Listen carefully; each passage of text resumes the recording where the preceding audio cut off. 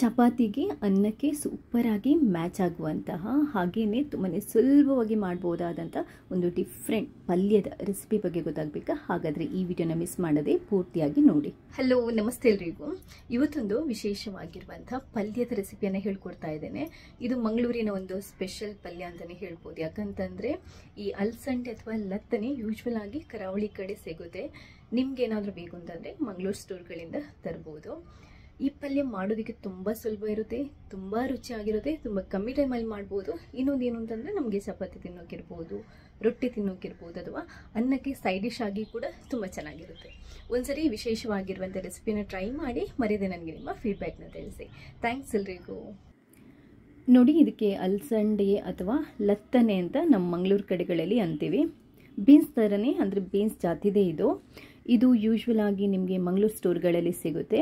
ಇದನ್ನ ನೀಟಾಗಿ ಅಂದರೆ ಬಿಡಿಸ್ಬಿಟ್ಟು ಏನಾದರೂ ಹುಳ ಗಿಳ ಇದೆಯಾ ಅಂತ ಚೆಕ್ ಮಾಡಿಕೊಂಡು ಅದಾದ ನಂತರ ಈ ಥರ ಕಟ್ ಮಾಡ್ಕೊಂಡಿಡಬೇಕು. ತೊಳ್ಕೊಂಡು ಕಟ್ ಮಾಡ್ಕೊಂಡಿಡಬೇಕು.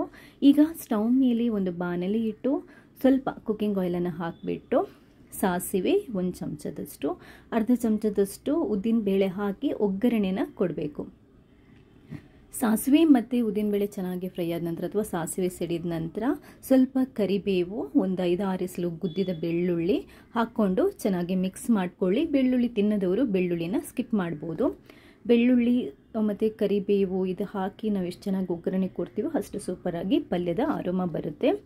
ಅದಾದ ನಂತರ ಒಂದು ದೊಡ್ಡ ಈರುಳ್ಳಿನ ಚಿಕ್ಕ ಚಿಕ್ಕದಾಗಿ ಕಟ್ ಮಾಡ್ಕೊಂಡು ಹಾಕೊತಾ ಇದ್ದೇನೆ. ಅಂದರೆ ಬೆಳ್ಳುಳ್ಳಿ ಚೆನ್ನಾಗಿ ಒಗ್ಗರಣೆಯಲ್ಲಿ ಬಂದ ನಂತರ, ಅಂದರೆ ಫ್ರೈ ಆದ ನಂತರನೇ ನೀವು ಈರುಳ್ಳಿ ಹಾಕಬೇಕು.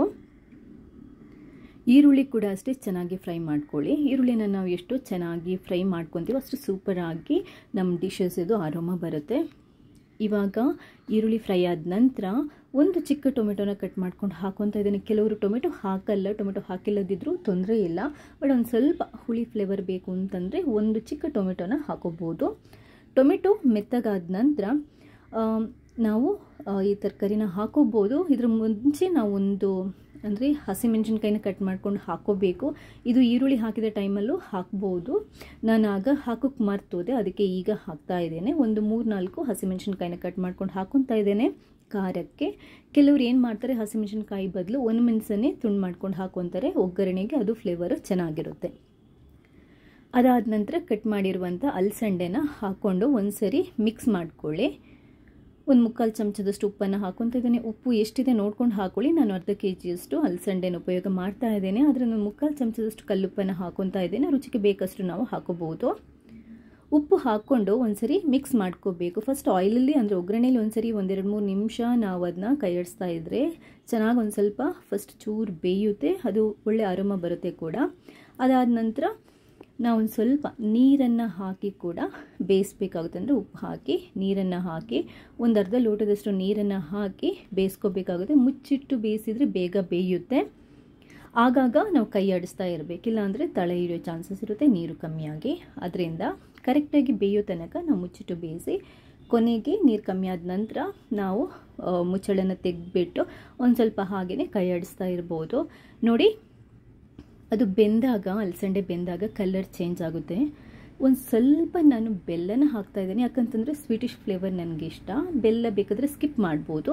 ಅದಾದ ನಂತರ ಸ್ವಲ್ಪ ಕಾಯಿ ತುರಿಯನ್ನು ಕೊನೆಯದಾಗೆಲ್ಲ ಬೆಂದಾದ ನಂತರ, ನೀರು ಕಮ್ಮಿ ಆದ ನಂತರ, ಅದು ಡ್ರೈ ಆದ ನಂತರ ನಾವು ಕೊಕೊನಟನ್ನು, ಅಂದರೆ ಕಾಯಿ ತುರಿಯನ್ನು ಹಾಕ್ಕೊಂಡು ಮಿಕ್ಸ್ ಮಾಡ್ಕೋಬೇಕು. ಕಾಯಿ ತುರಿ ಇದಕ್ಕೆ ಆ್ಯಡೆಡ್ ಫ್ಲೇವರ್ ಕೊಡುತ್ತೆ, ಅಂದರೆ ಹೆಚ್ಚಿನ ರುಚಿಯನ್ನು ಕೊಡುತ್ತೆ. ಒಣ ಕೊಬ್ಬರಿ ಆಗಲ್ಲ, ನಾವು ಫ್ರೆಶ್ ಆಗಿರುವಂಥ ಕಾಯಿಯನ್ನು ತುರಿದ್ಬಿಟ್ಟೆ ಹಾಕೋಬೇಕಾಗತ್ತೆ. ಕಾಯಿ ತುರಿಯನ್ನು ಹಾಕಿದ ನಂತರ 1-2 ನಿಮಿಷ ಮಿಕ್ಸ್ ಮಾಡ್ಕೊಳ್ಳಿ, ಅಷ್ಟು ಸಾಕು. ಅದಾದ ನಂತರ ನಾವು ಇಳಿಸ್ಬಿಡ್ಬೋದು. ನೋಡಿದ್ರಲ್ವಾ, ಸೂಪರ್ ಆಗಿರುವಂತಹ ತುಂಬಾ ಚೆನ್ನಾಗಿರುವಂಥ ಅಲಸಂಡೆ ಪಲ್ಯ ಅಥವಾ ಲತ್ತನೆ ಪಲ್ಯ. ಇದಕ್ಕೆ ನಾವು ಯೂಶ್ವಲ್ ಆಗಿ ಉಪ್ಕರಿ ಅಂತ ಹೇಳ್ತೇವೆ, ನಮ್ಮ ಕಡೆ ಲತ್ತನೆ ಉಪ್ಕರಿ ಅಂತ ಹೇಳ್ತೇವೆ. ಅದು ರೆಡಿ ಆಗಿದೆ. ಹಾಗೆ ತಿನ್ನೋಕ್ಕೆ ಚೆನ್ನಾಗಿರುತ್ತೆ, ಚಪಾತಿ ಜೊತೆ ಚೆನ್ನಾಗಿರುತ್ತೆ, ಅನ್ನಕ್ಕೆ ಸೈಡ್ ಡಿಶ್ ಆಗಿ ತುಂಬಾ ಚೆನ್ನಾಗಿರುತ್ತೆ. ರೆಸಿಪಿ ಟ್ರೈ ಮಾಡಿ ಮರೆಯದೆ ನನಗೆ ನಿಮ್ಮ ಫೀಡ್ಬ್ಯಾಕ್ ತಿಳಿಸಿ. ಥ್ಯಾಂಕ್ಸ್ ಎಲ್ರಿಗೂ.